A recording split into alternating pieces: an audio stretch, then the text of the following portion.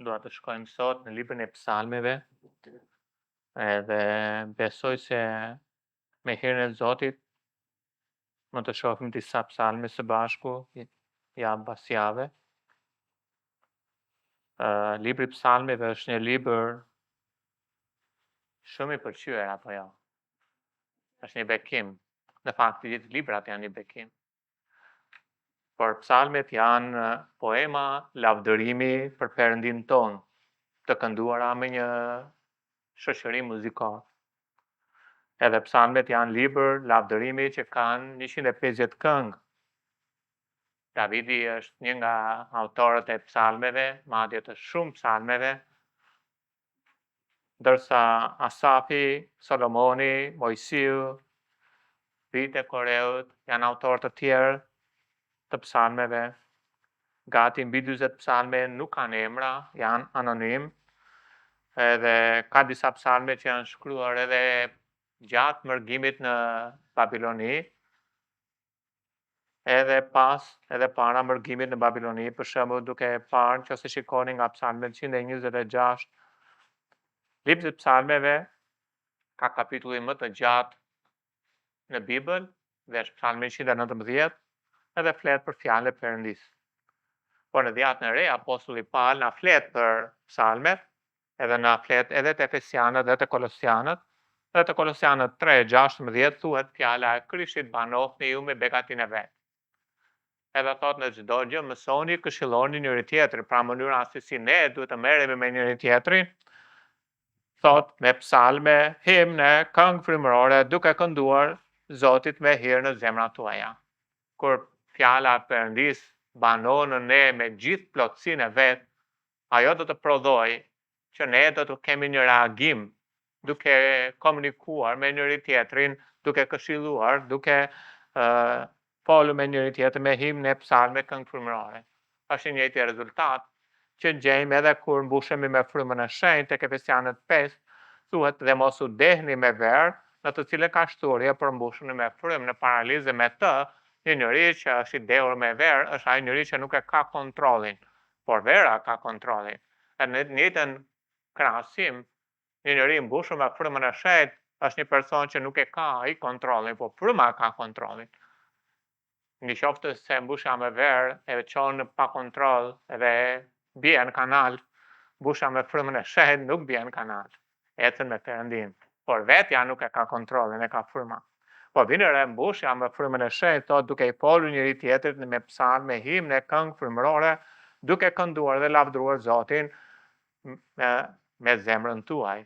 Pra të mbushësh me frymë, edhe gjithashtu fjala e Zotit banon në ne me gjithë begatin, kanë të njëjtë rezultat. Kanë të njëjtë rezultat me këtë.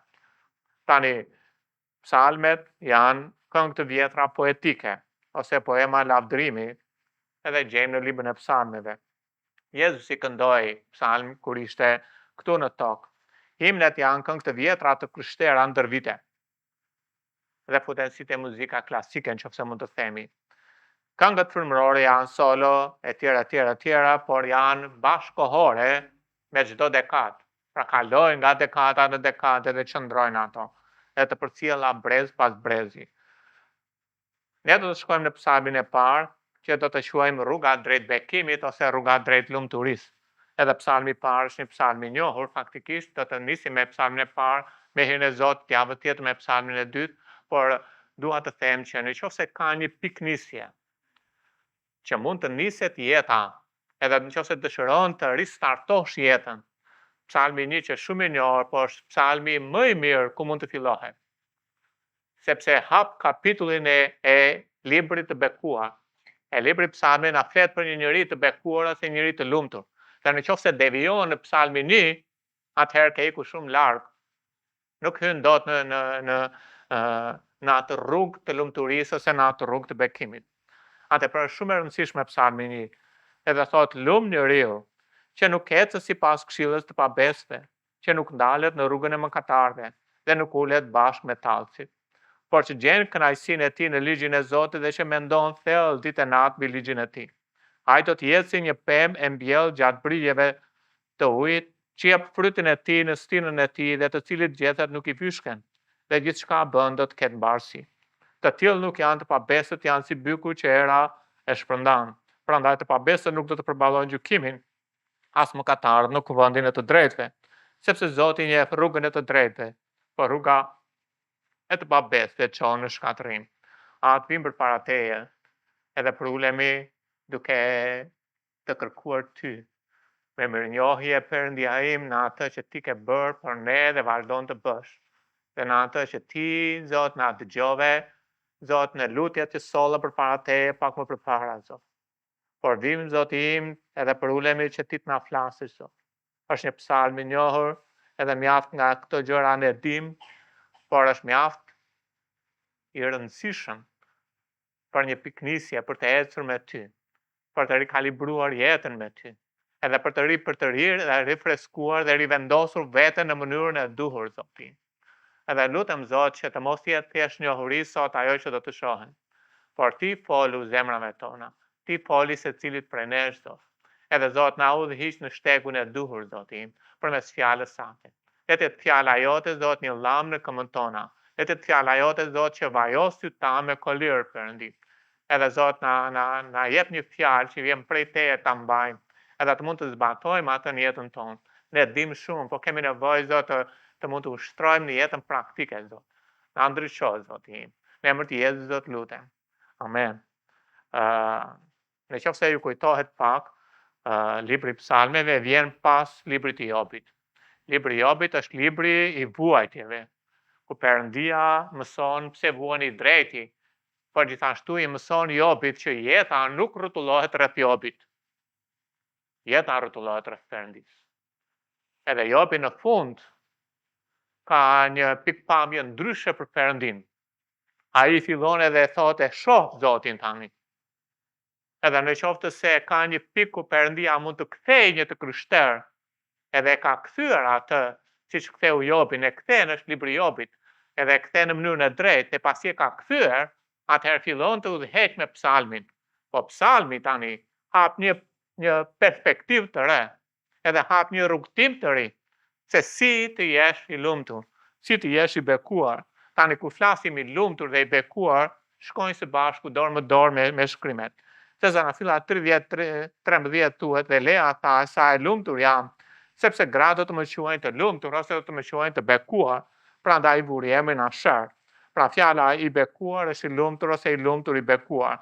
Lumturia e vërtet në dhjatën e re është të kesh Krishtin si Zotin tënd dhe shpërndarin tënd, sepse në qoftë se je në Krishtin je i bekuar apo jo. Efesiani 3 thot, i bekuar qoftë Perëndia që na bekoi me çdo bekim qiellor në Krishtin, është një bekim. Prandaj në qoftë se shpëtohesh, atëherë je i bekuar, dhe në qoftë se je i bekuar, atëherë je i lumtur, sepse lumturia, bekimi vërtet është në Zotin tonë Jezu Krisht. E keni dëgjuar shprehen dhe jetuan të lumtur për gjithmonë? E dini kush mund të jetojë i lumtur për gjithmonë? Vetëm ai që shpëtohet.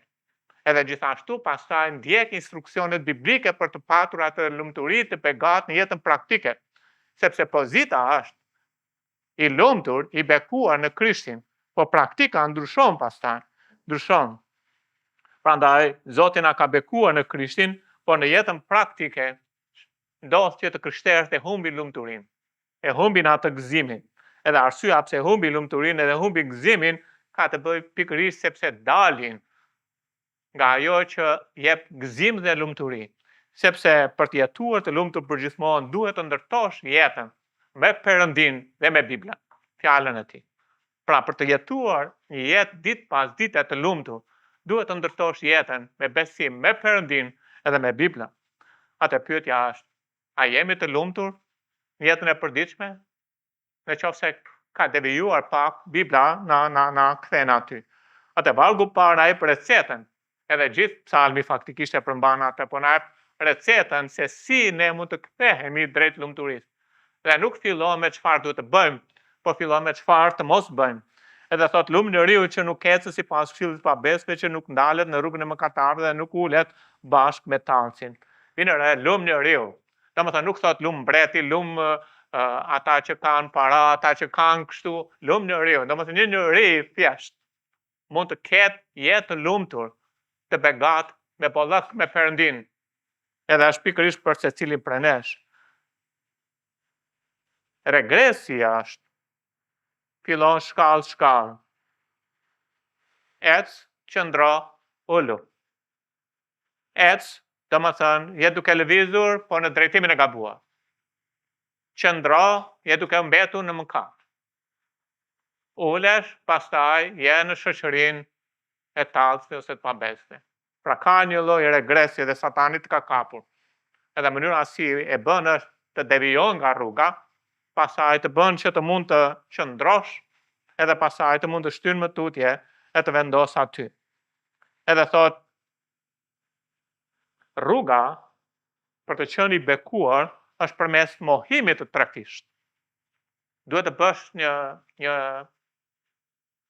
mohim përpara se të marrësh vendim për të bërë atë që duhet bërë. Domethënë të refuzosh ecjen, të refuzosh daljen, të refuzosh uljen.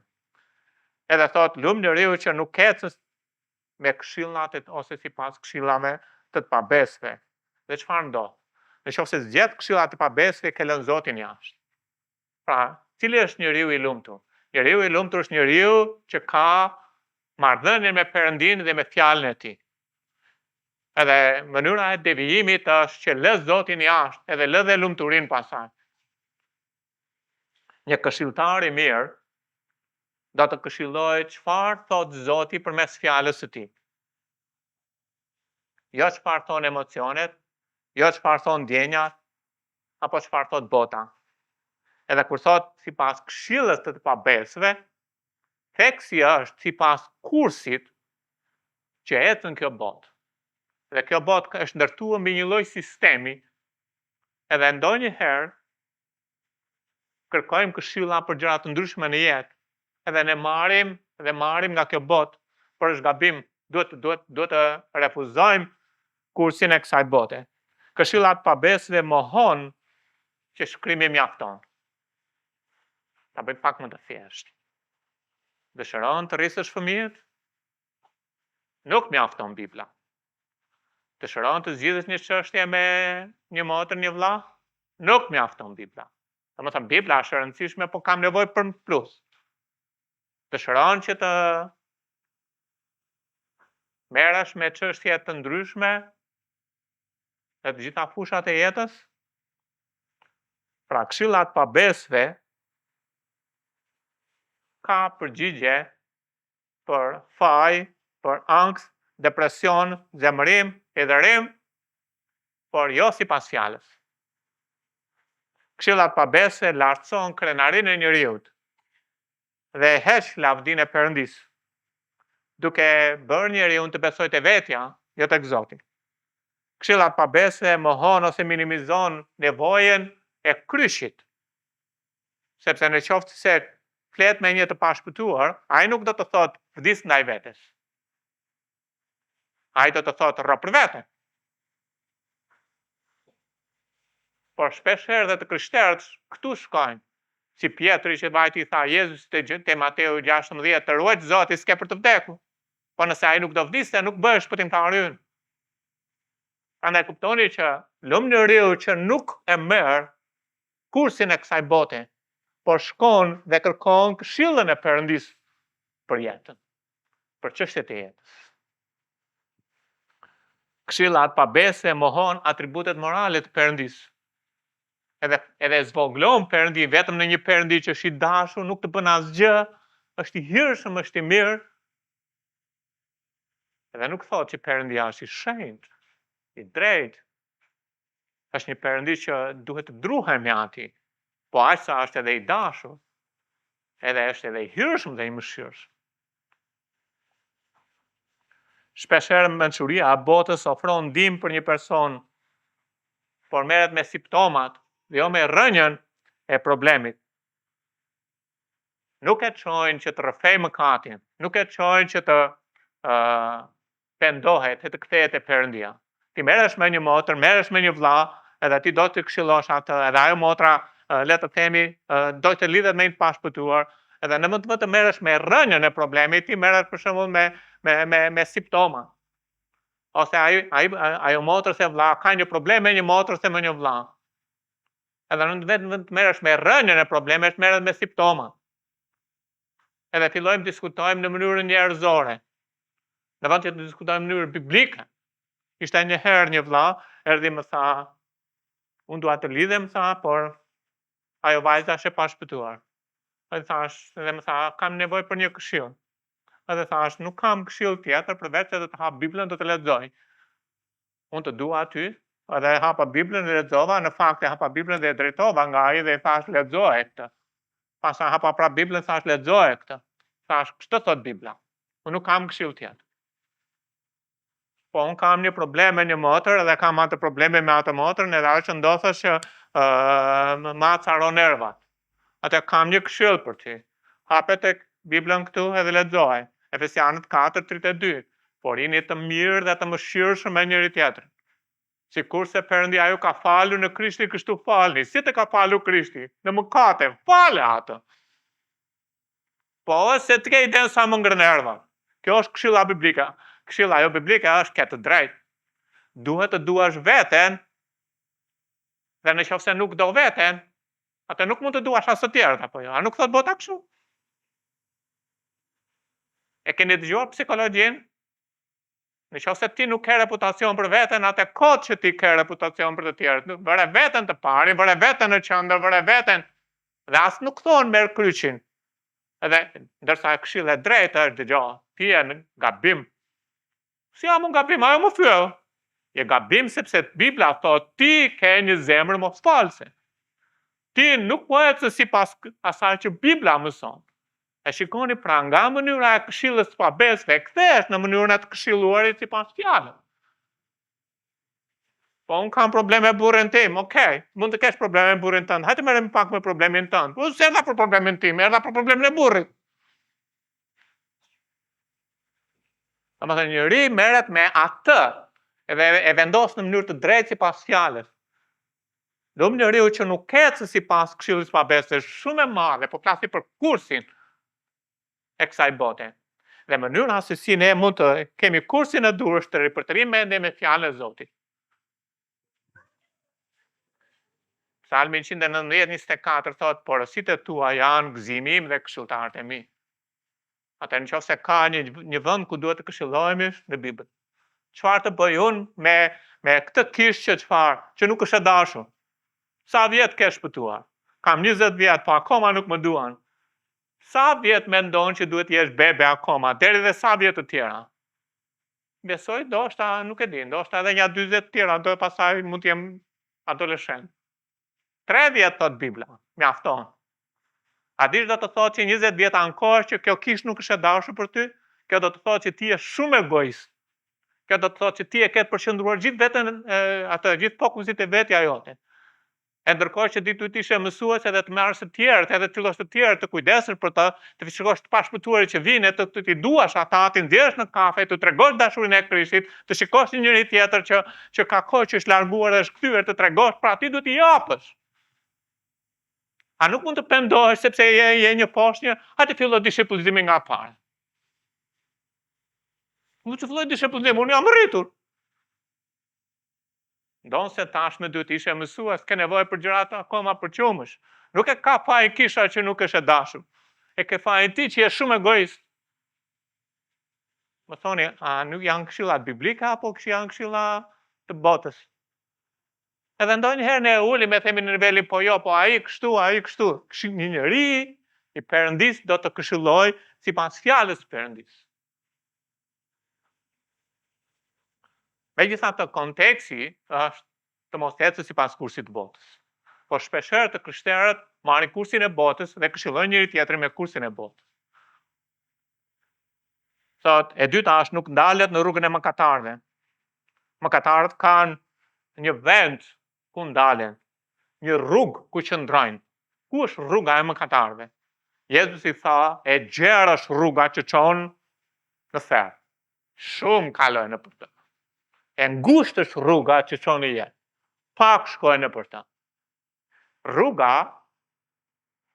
e vërtet është në opozit me rrugën e rreme. Rruga e vërtet është Jezu Krishti. Edhe mëkatarët nuk ndalen në një marrëdhënie me Jezu Krishtin. Ata ndalen me një rrugë të rreme. Edhe po flasim për një marrëdhënie.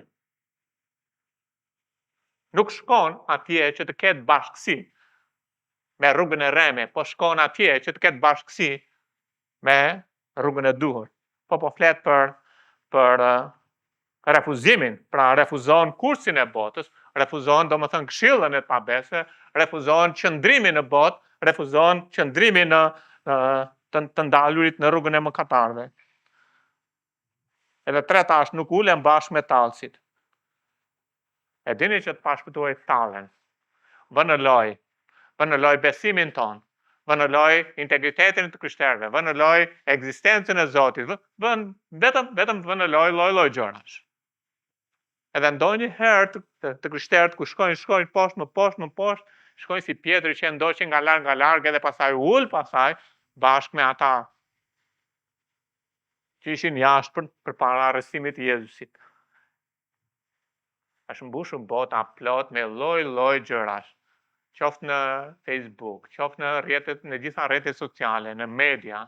A dini çfarë ka aty? Vetëm tallje ndaj Perëndisë dhe fjalës së Zotit. Zbatimi frymëror për dhjetën e re është mjaft i rëndësishëm, po t'jap 2 këshilla.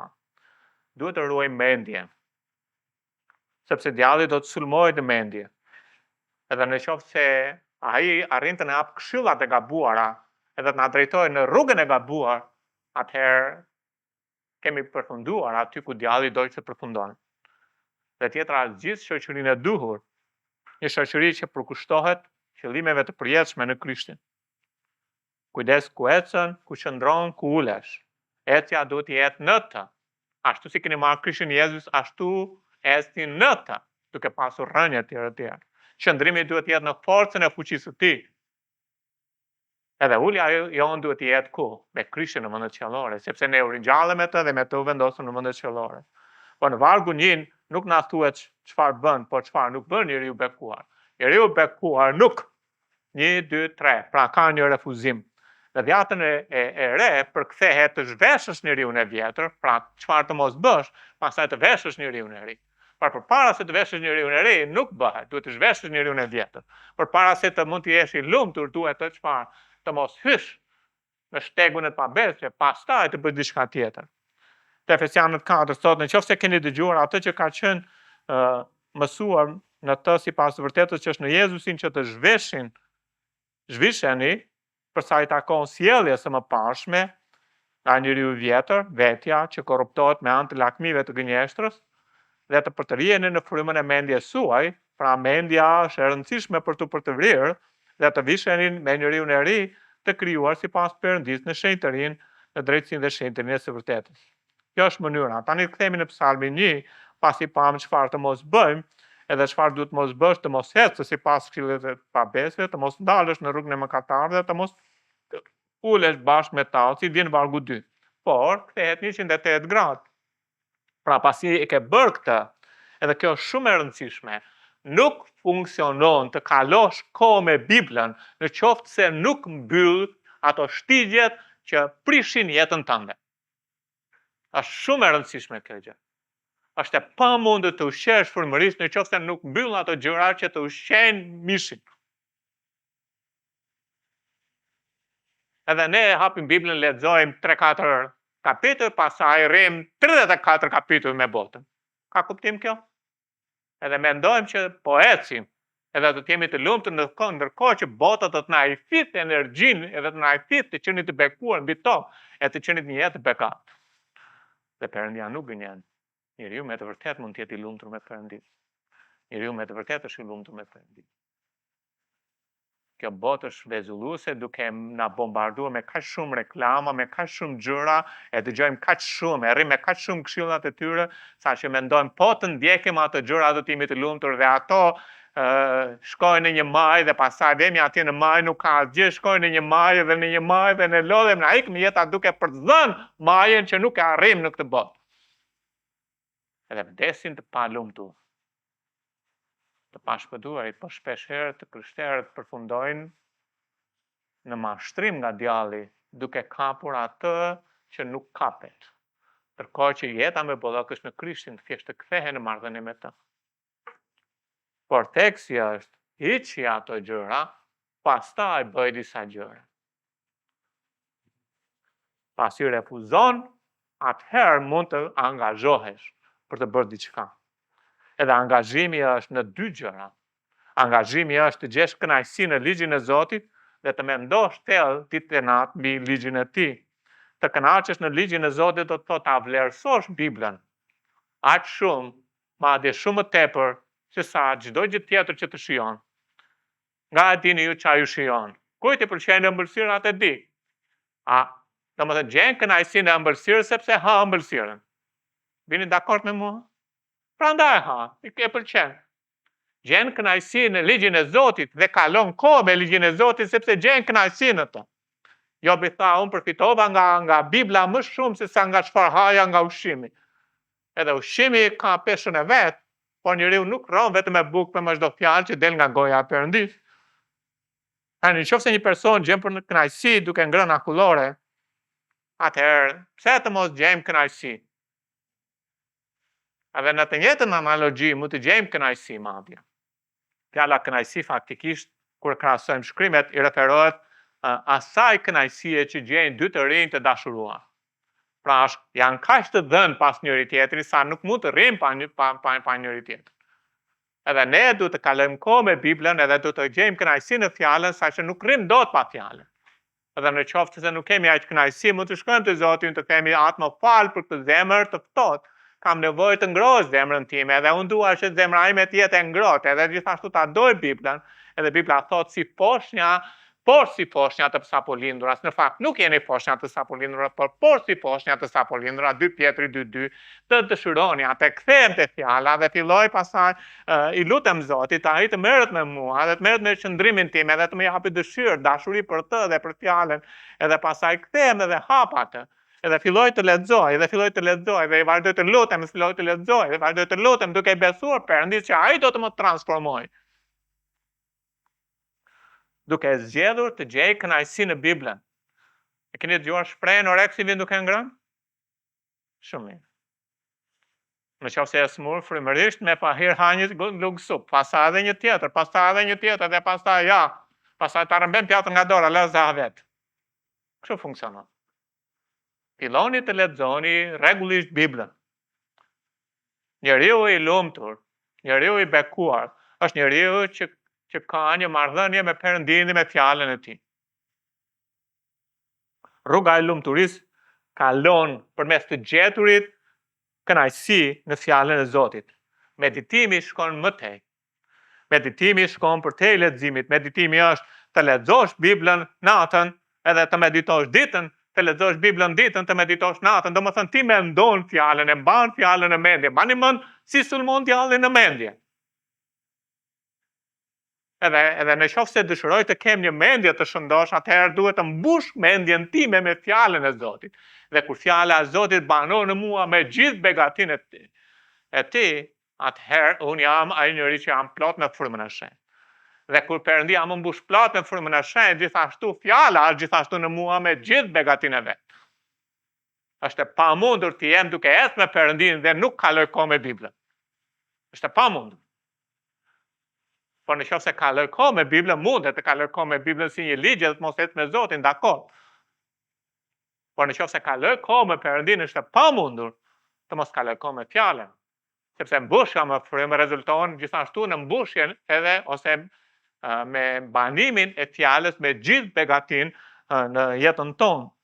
Meditimi ka të bëjë me mbushjen e mendjes, me fjalën e Perëndis, edhe kur unë mbush mendjen në fjalën e Zotit, kaloj në mëngjes, them Perëndi, më jep një fjalë për që ti dëshiron që unë të kem, edhe marr atë fjalë, edhe mendoj gjatë ditës, edhe pyes Zotin, pse më dhe këtë fjalë, si ta zbatoj në jetë, çfarë dëshiron që të bëj me këtë? Filloj të lutem bazuar në atë që Zoti më tha atë ditë. Të nesërmë në Zoti më dha një fjalë tjetër, mendoj për atë, meditoj atë, dhe kaloj atë në mendje, dhe filloj të jetoj në bindje ndaj asaj që Ati më dha, sepse jam biri i Perëndis. Dhe një marrëdhënie të ngushtë me ata, ai më flet mua, unë i flas atij, edhe ndërkohë që më foli, unë filloj të zbatoj atë, sepse i madh vepron dhe unë veproj.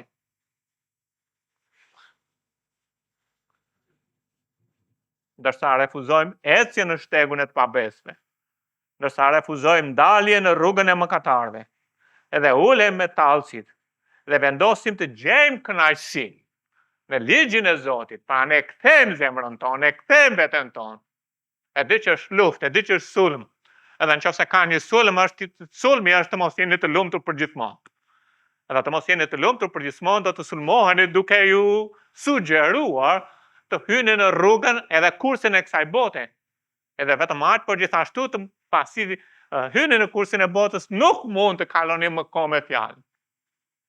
Po dhe nëse kaloni, atëherë zemra juaj nuk është më e lumtur, është drobitur, por nëse e mohon atë edhe e heq poshtë kursin e botës, edhe kthehesh në fjalën e Perëndis, gjen gëzim dhe kënaqësi në fjalën dhe mendon thellë ditën atë mbi të, ka një rezultat pasaj.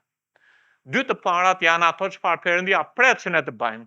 Vargu 3 është ajo çfarë Perëndia bën me ne. Ne e duam vargun 3. Vargu 3 është shumë i bukur. Kush nuk e do vargun 3? Vargu 3 jep korrjen e vendimeve të vargut parë dhe vargut 2. Edhe cilat janë vendimet që vinë në që do të thotë që lumturia nuk është hamendësim. Lumturia është një realitet, po vjen si realiteti asaj që zbatohet vargu parë dhe vargu 2. Dhe psalmisti e përshkruar njeriu që është i bekuar, njeriu që është i lumtur, e përshkruar me një jetë të pegat në vargun 3.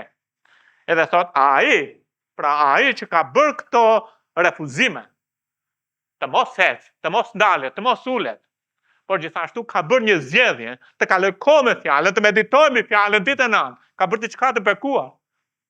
Edhe çfarë do? Ai tani Perëndia premton të mbaj fjalën e tij. E dini, nëse ti besoni Jezusin, çfarë bën? Kjo është zgjedhja jote. Çfarë premtimi bën Zoti? Ai do të shpëtojë ty. Apo jo? Perëndia nuk e njen. Besoni Jezu Krishtin dhe do të? Është puna e Zotit pasaj të shpëtojë ty. Puna jote është të besosh atij, ai do të bëjë pjesën e vet. Gjithmonë Perëndia bën. Tani këtu është, bëjmë vargu 1 dhe vargu 2 dhe vargu 3 do të vijë. Ai do të jetë si një pemë mbjell gjatë brigjeve të ujit. Wow, kush nuk e do këtë? Edhe thotë që ai që jep frut në stenën e tij, domethënë nuk do të vijë duke u përpjekur të lodhesh për frytin. Zoti do të sigurojë që ti të kesh fryt.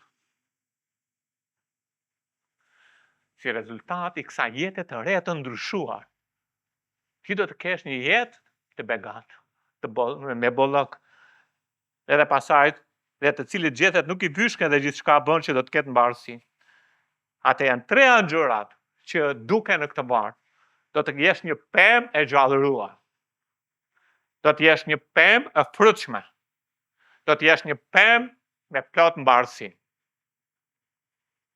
Edhe dini që njeriu krahasohet me një pemë apo jo.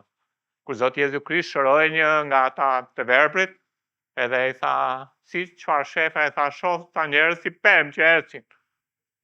Njeriu është krahasuar me një pemë, po edhe vetë Psalmi 1 na tregon që ai njeriu është si një pemë. Pra është një pemë e gjallëruar. Do të thotë që nuk ka rëndësi se si është situata në planet. Nuk ka rëndësi se sa kaotike, sa e thatë, sa shkretëtirë, çfarë stuhish, çfarë dallgësh mund të kalojë, ti je një pemë që je gjallë, ke jetë. Midis tërë njerëzve që janë në këtë planet, që do duken si do duken, ti ke jetë në Krishtin, ti ke gjallëri. Është premtimi i Zotit. Edhe mund të ketë shumë gjëra pse ndonjëherë ndihemi të lodhur, mund të jetë për fajë të shëndetit gjitha, apo po flasë për anën frymërore. Ti do të kesh jetë, ti do të kesh gjallëri. Edhe gjithashtu do të kesh fryt.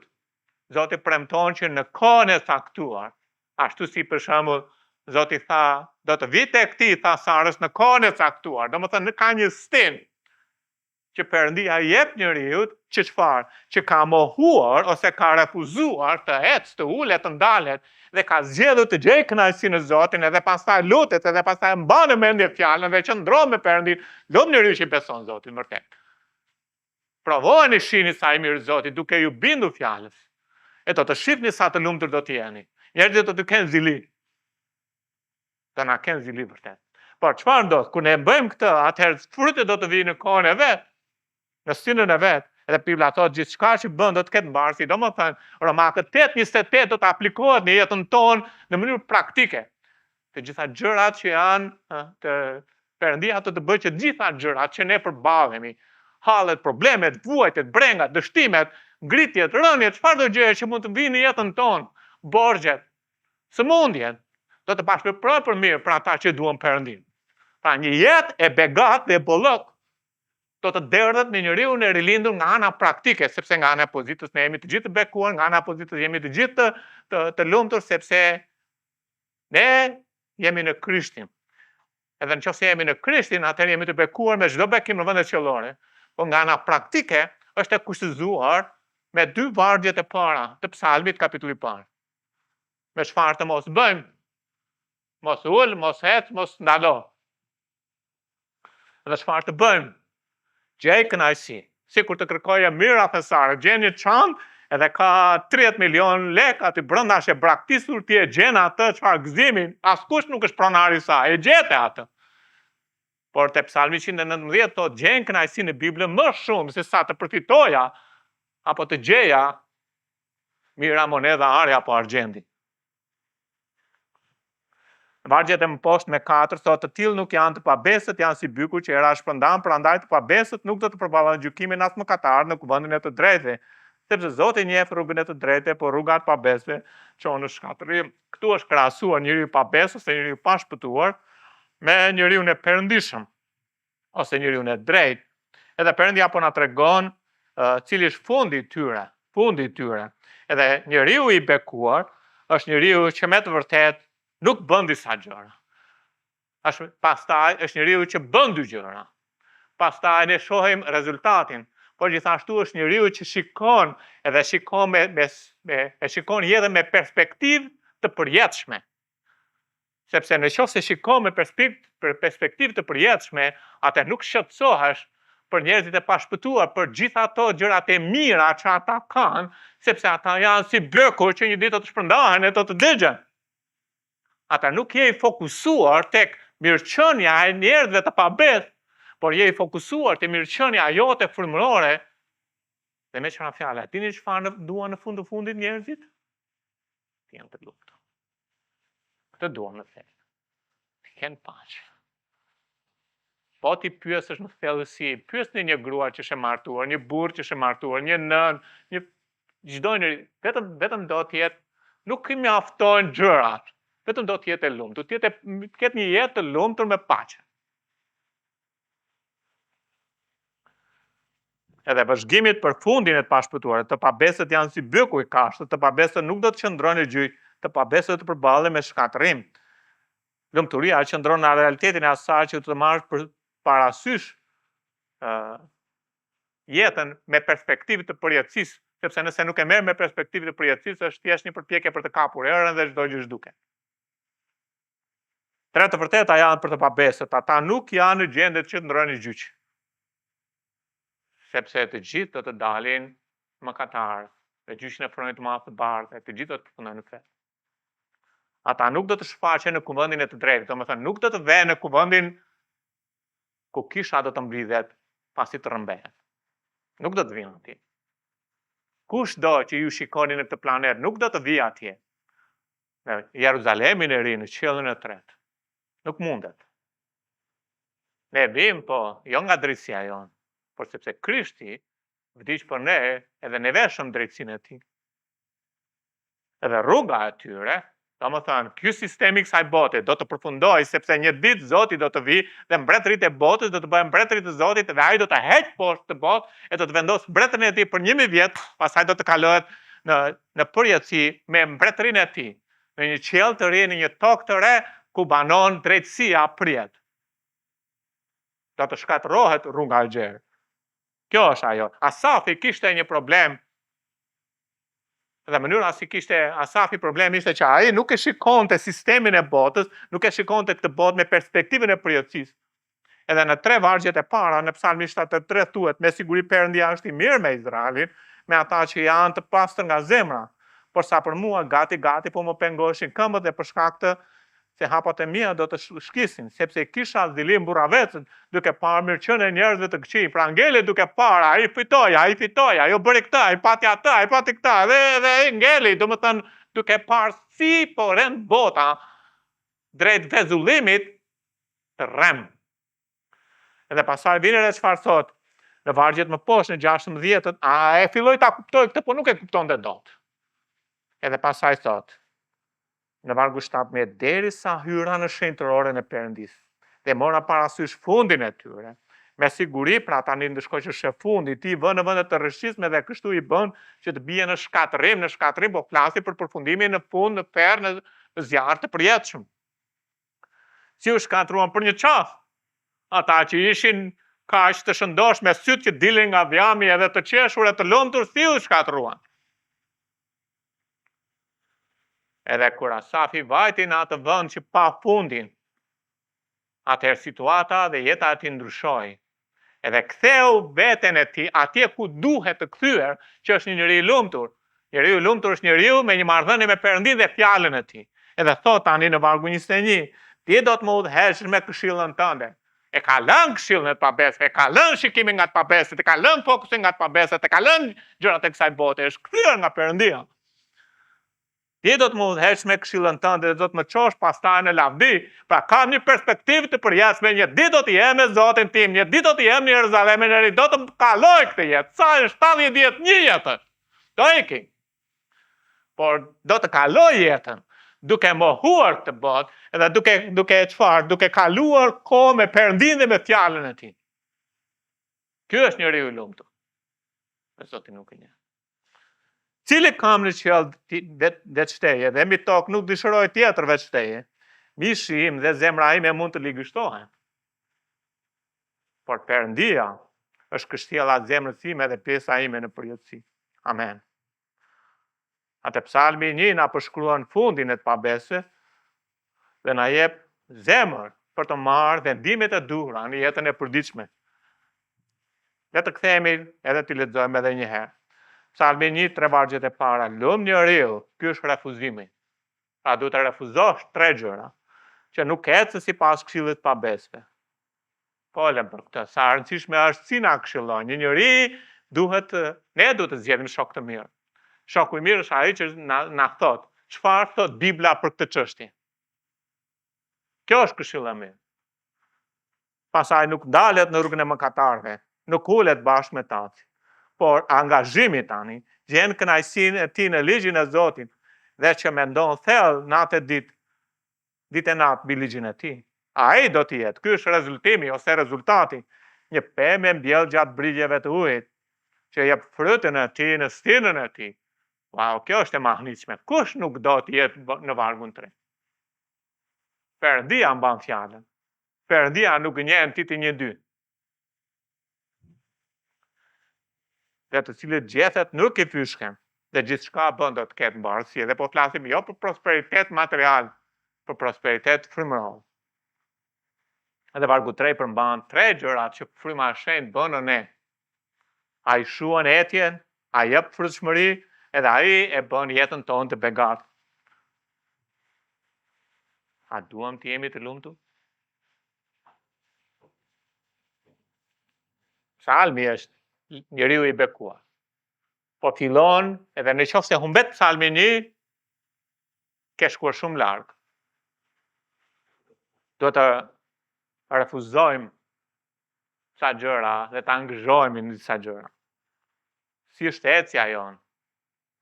Si i japim këshilla të tjerëve? Sipas botës? Po jo, ne nuk e kuptojmë ndonjëherë si flasim. Më mirë thjesht, studio Biblën. Shko të nesërmen, jepi këshillën e duhur. Më mirë mos thuaj asnjë gjë. Ku jemi ndalur? Ku jemi ulur? Të pashpëtuarit nuk ndalojnë në rrugën e vërtetë. Sepse kanë rrugën e gjerë. Por ne jemi në marrëdhënie me Zotin. Ka plot që tallen me Jezusin. Okej. Le të mos jemi aty. Le të jemi aty për të fituar ata, po të mos jemi aty për të përzier me ta. Apo gjejmë kënaqësi në ligjin e Zotit dhe meditojmë, mendojmë të ditë e natë. Nëse duam të jemi praktikisht të lumtur, kjo është rruga. Nëse duam që të shohim rezultatin e vargu 3 mbi jetën tonë nga ana e Perëndis, kjo është rruga. Se kjo është mënyra. Në qoftë se nuk je i shpëtuar, bëj çfarë të duash. Nuk gjen dot lumturi. thjesht bota vazhdon, po të kem atë, po të kem atë, po të kem atë, sa më shumë që kam gjëra, aq më shumë zbrazur bëhen. Dhe rend pas gjërave dhe më i zbrazur, dhe më i zbrazur, më i zbrazur. Sepse njeriu është krijuar në imazhin e Perëndisë dhe i vetmi që e mbush njeriu është Zoti Jezu Krisht. Edhe njeriu gjen plotësi në Perëndinë. Prandaj njeriu i lumtur ose njeriu i bekuar është njeriu në marrëdhënie me Zotin dhe në marrëdhënie me fjalën e Tij. Le të ulim kokën tona. Unë nuk e di ku jeni, por le të mos jetë thjesht një mësim që kalon. Por a mund të merrni disa vendime të mençura për veten tuaj, jo në kuptimin egoist. Por Zoti ka dhënë Biblën si një libër dashurie për ne, për të na dhënë instruksionet e duhura për të ecur. Dhe në kuptimin biblik të kujdesesh për veten, do të thotë që ti të analizosh veten edhe ta duash aq shumë në kuptimin biblik sa të kthehesh nga fjala e Zotit, edhe të mund të përfitosh ato gjëra që Perëndia ka për bijtë e tij në anën praktike. Edhe Perëndia dëshiron që ti jesh i lumtur. Edhe Perëndia dëshiron që ti jesh i bekuar. Dhe Perëndia dëshiron që jeta jote të jetë me frut, me bollëk. Perëndia dëshiron që ti jesh i gjallëruar, si një pemë mbjell pranë brigjeve, pa rëndësi ka se sa e thatë është kristianizmi rreth rrotull, se sa e thatë është kjo botë, se sa shkretëtira kësaj bote. Ti do të kesh jetë për shkak të dy gjërave, për shkak të refuzimit të trefisht, edhe për shkak të pranimit të dyfisht. Dhe refuzimi i trefisht është kthen kurrizin nga bota. Ndaj botës se kthen kurrizin, edhe kthesh nga fjala e Perëndisë, edhe pranon atë, edhe zgjedh të ecësh me të. Sot është dita e vendimit. Mos rrini edhe sonde me bretkostat si djalli kërkon që të rri me bretkostat, se kështu tha faraoni, lëri bretkostat edhe sonde. Flakeni ato. Kthehuni tek fjala e Zotit në marrëdhënie me Zotin. Atë faleminderit për fjalën tënde. U lutem për njerëzit tu këtu sot. Faleminderit që na ke drejtuar në librin e psalmeve. E ne do të jemi me hirën tënë në psalmin 2, por sot duam të ndalojmë sepse kjo është e çmuar. Na fal për pandjeshmërinë tonë të her pas hershme, në marrëdhënien tonë të paqëndrueshme me fjalë. Po na ndihmo Zoti. Edhe puno në zemrat tona. Edhe ashtu siç ti na këshillon në fjalën, por si foshnja, nuk jemi foshnja, me sa di unë asnjëri këtu nuk është foshnja. Se cili Zot të marrë një vendim, një zgjedhje, ta doj, që të shkoj atje dhe të pi qumshin e pastër të fjalës, të mund të rritet. E ndërkohë që rritet, atëherë do të ketë më shumë mundësi të mund të ushqehet. E duke ushqyer, do të mund të shijoj atë jetë të lumtur të begatit, jetë me bollok që Krishti e dha. Edhe në qoftë se dikush është duke ecur në këtë shteg, do të le të shtoj. Le të shtoj Perëndi, le të sigurohet që fjalët që dalin nga goja e tij të jenë këshilla biblike.